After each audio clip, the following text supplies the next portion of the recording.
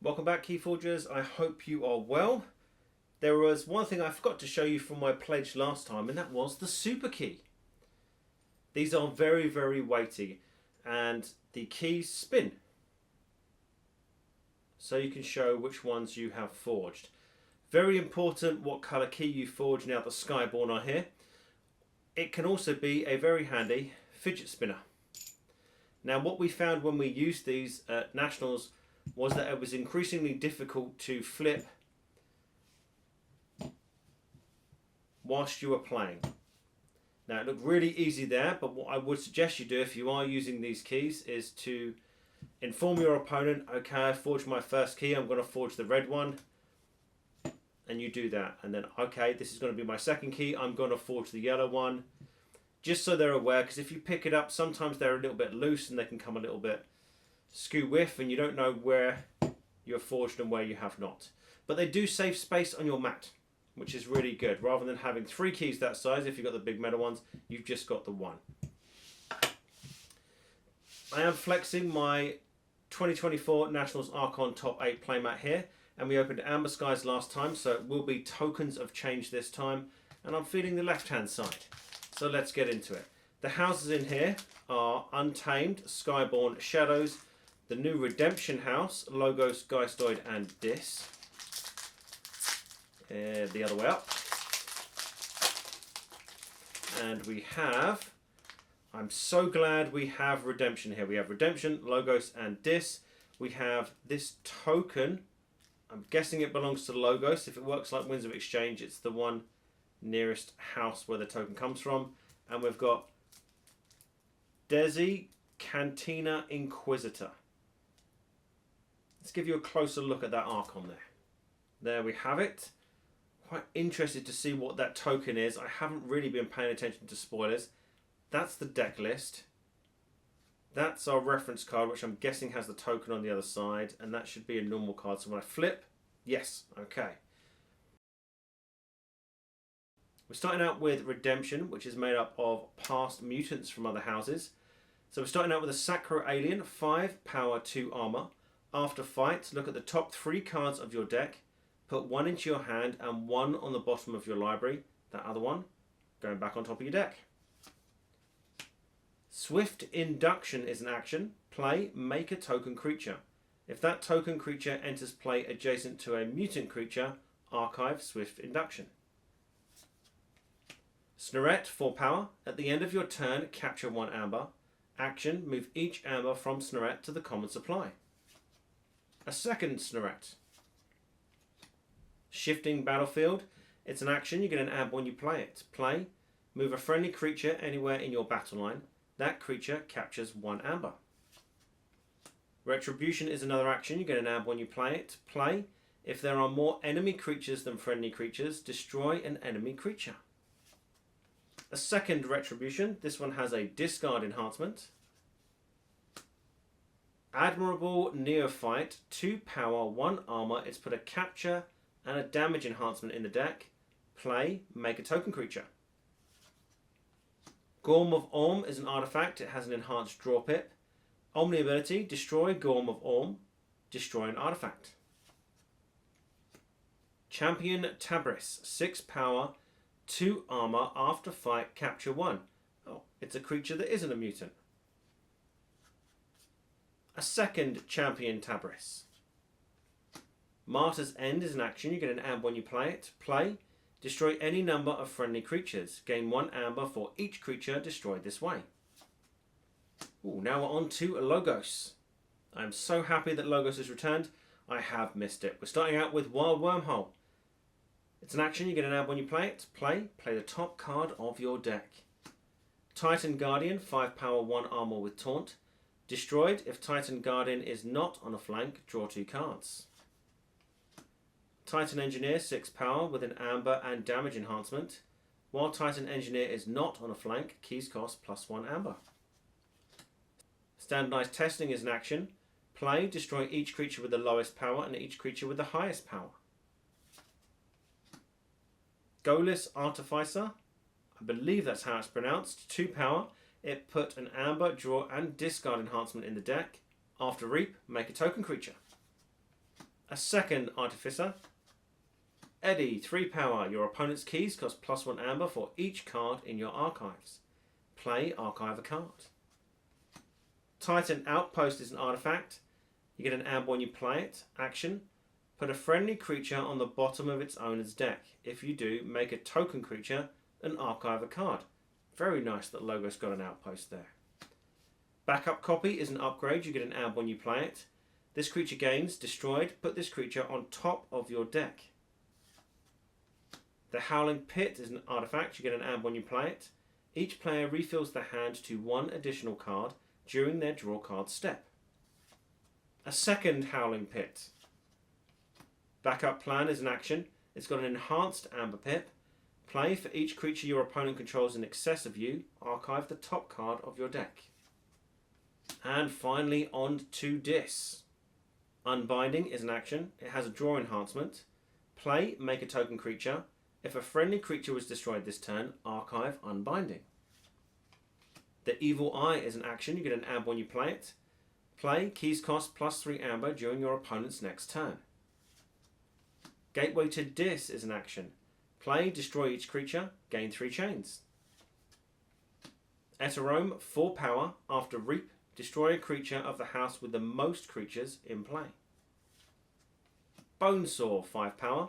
If a friendly creature was destroyed this turn, Bonesaw enters play ready.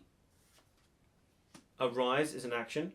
Play, choose a house, return each creature of that house from your discard pile to your hand, gain 1 chain. A second Arise. Hysteria is an action. It's got a discard enhancement. Play, return each creature to its owner's hand.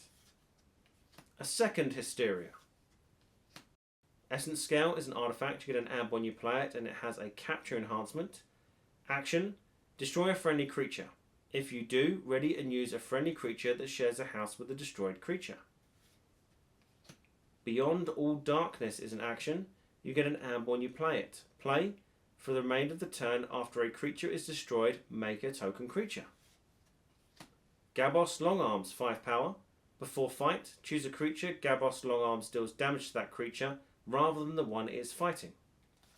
And there we have it, the token creature. Aha. Here we go. Savant, 2 power, action. You may choose a card in your archives and put it into its owner's hand. Otherwise, archive a card. That is a very nice token creature. Let's take a closer look. If I give you a quick breakdown, there were 14 creatures, 16 actions, 5 artifacts and 1 upgrade. A printed amber cost of 14, 2 of which were enhanced. There was 1 capture and 1 damage enhancement, along with 2 draw and 2 discard enhancements. Now I've tried to break this down as much as I could, and we'll go through it quickly because you've already seen the cards. Evil Eye to increase our opponent's key costs, along with Titan Engineer if it's not on a flank. Eddie will also increase our opponent's key costs for each card in our archive. Now, given our Savant token creature, which allows us to pick a card and put it into its owner's archives rather than take our whole archives, or archive a card, Eddie is a very nice creature to have with it. Redemption, we had Shifting Battlefields to move a friendly creature anywhere in our battle line. That creature then captures 1. Quite good for moving our Titan Guardian around to get it not on a flank, or to protect something like Eddie to put it next to maybe a previously played Titan Guardian. We had 2 Snorette making a return. I think it looks so much better in the red. Passive effect, at the end of your turn we capture 1, and then action, move each amber from Snorette to the common supply. So maybe that's one we move with Shifting Battlefield, because then we can get that amber back to the common supply rather than waiting for our opponent to take it out and get it back. And the same goes with Champion Tabris, a nice large 6 power 2 armor creature with an after fight ability of capture 1 amber. Now when it comes to expected amber, there wasn't any steel in the deck. So apart from our 14 expected amber and reaping, it's not going to generate a lot of amber, but the speed in it might make up for that, so we might be able to populate our board quite quickly. Artifact control, we had the Gorm of Orm to destroy another artifact. Nice that it destroys itself when it recurs, because it did hit one of those draw pips. When it comes to creature control, standardized testing is back. Destroy each creature with the lowest power and each creature with the highest power. We had 2 retribution. If we are losing on board presence, this will allow us to destroy an enemy creature if our opponent has more creatures than we do. Martyr's End. Destroy any number of friendly creatures to gain 1 amber for each creature destroyed this way. Thinking about it, that would come under expected amber. Very nice for taking care of an infiltrator maybe that your opponent has placed on your side of the board. There was a lot of control. We had a return of Gateway to Dis in this set. Destroy each creature, gain 3 chains. 2 Hysteria to return each creature to its owner's hand.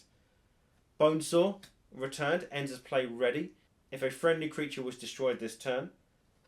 Eterome, a reap ability to destroy a creature of the house with the most creatures in play. And then Gabos, Long Arms. Before fight, we choose a creature and we deal damage to that creature rather than the one Gabos is fighting. Allows us to work around elusive and taunts. Efficiency in this deck was quite high, especially with that token creature from Logos. And funnily enough, most of it came from Logos, except our Sacro Alien with that fight ability of look at the top 3, 1 in your hand, 1 on the bottom of your deck, 1 gets returned to the top of your deck. Backup copy. If a creature is destroyed, it goes back onto top of our deck. We had an Outpost, that's a new card. I think every house is going to have an Outpost. This one, if we put a friendly creature on the bottom of our deck, or the owner's deck, sorry. If you do, we make a token creature and then we archive a card. We had 2 Howling Pits. Now this allows each player to refill their hand to 1 additional card during their turn. With the amount of archive we have, that's not a bad thing here. But it does mean that your opponent is also drawing 1 or 2 extra cards depending on how many you've played. The Titan Guardian, which I've already talked about. Taunt, if it's destroyed and it's not on a flank, we draw 2 cards. We had Wild Wormhole making a return. We don't want to hit that standardized testing, that Hysteria, or the Gateway to Dis at the wrong time. So this is very much a be careful when you play it card in this deck. And backup plan. For each creature your opponent controls in excess of you, archive the top card of your deck. If your opponent has managed to have 5 or 6 cards of 1 house on their second turn and have played them all, this is a great second turn card for you. For recursion, we had the 2 Arise. Choose a house, return each creature of that house from your discard pile to your hand. Now this will speed up your deck because if you're in the same house as Dis and you Arise Dis, you can play them all in that turn. It's going to give you a chain, but with the Howling Pits, that's kind of counteracted. We had the Essence Scale. Destroy a friendly creature. If you do, ready and use a friendly creature that shares the same house with the destroyed creature. Very handy when we have tokens because we can cycle the token and use a Logos card on a Dis turn. Token generation. We had the Swift Induction. Make a token creature. If that token creature enters play adjacent to a mutant creature, archive Swift Induction. Unbinding to make a token creature. If a friendly creature was destroyed this turn, archive Unbinding. And it has a draw pit, which is nice for a card that recurs itself. Beyond All Darkness, from end of the turn, after a creature is destroyed, make a token creature. Now it says after a creature is destroyed. That's yours and your opponent's. Combine that with something like Gateway to Dis. Yeah, you're going to get 3 chains, but if there's 10 creatures on the board, you've then got 10 tokens, 10 savants on the board. The Artificer, after Reap, make a token, and then we had the Admirable Neophyte, play, make a token. Now I haven't managed to play any games with tokens of exchange yet, but I'm sure I will over the coming weeks. I will let you know what they feel like. From the looks of it, it's Winds of Exchange 2.0. And it is every house that didn't get a token creature now has a token creature. So we could call it Winds of Exchange 2.0. I'll leave a link to the deck in the description of the video if you want to take it for a run on the Crucible. When all of these things are added, you are more than welcome, and let me know how it plays. All that remains for me to say is good luck, have fun, keep forging.